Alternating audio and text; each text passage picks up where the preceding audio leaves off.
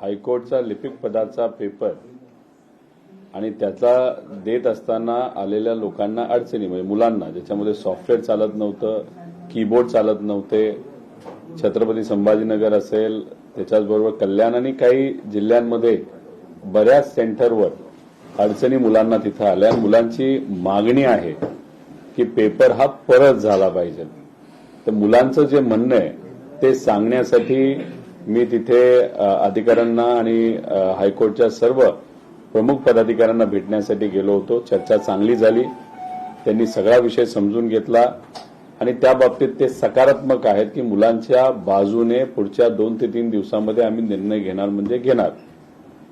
आज सीपी साहेबांकडे जाण्याचं कारण म्हणजे तुम्हाला सगळ्यांना माहीत असेल की जेव्हा आम्ही एमपीएससी मध्ये गेलो होतो पेपर फुटला हे सांगण्यासाठी पुराव्यासकट, तेव्हा त्यांना सगळे पुरावे दिले. आम्ही बोलल्यानंतर भेटल्यानंतर लगेचच्या लगेच त्यांनी तपास हा मुंबई पोलिसांकडे दिला.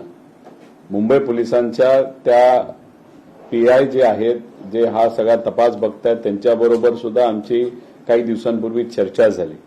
पण फक्त चर्चाच झाली, पुढे काही झालंय असं आम्हाला वाटत नाही. त्यामुळे हा तपास प्रमुख अधिकारी म्हणून मुंबईचे हे सीपी साहेबांकडे आहे.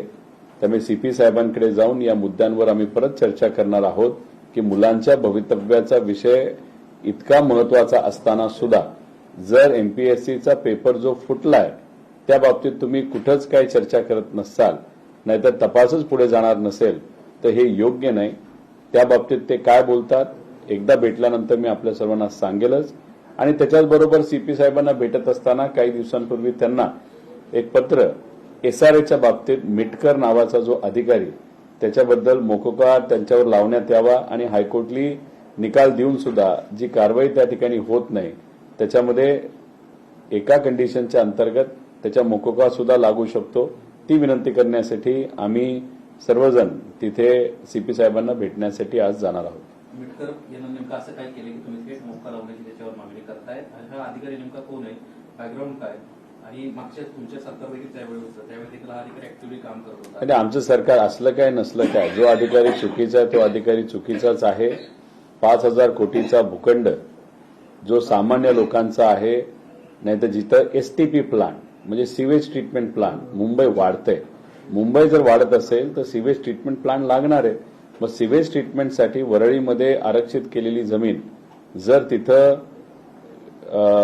एखाद्या व्यावसायिकाला सगळ्या कंडिशन्स बाजूला ठेवून जर मिटकरांनी दिले असतील आणि हे प्रकरण जेव्हा कोर्टात गेलं, कोर्टाली सुद्धा मिटकरांवर ताशेरे तिथं ओढलेले आहेत, मिटकरांवर कारवाई करण्यात यावी असं सांगून सुद्धा 6 महिने झाले तरी आतापर्यंत दुर्दैवाने त्या ठिकाणी कारवाई झाली नाही.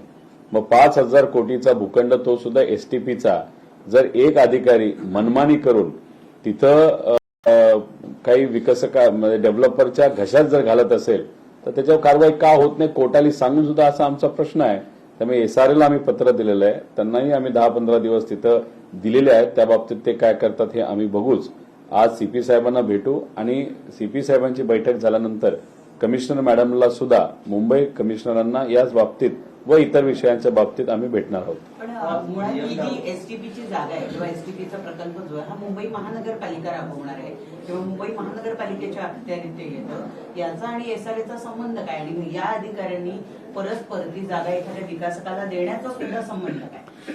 एक तर तुम्ही बघितलं तर वरळीमध्ये असणारी ही जागा 27,000 स्क्वेअर मीटरची जागा आहे.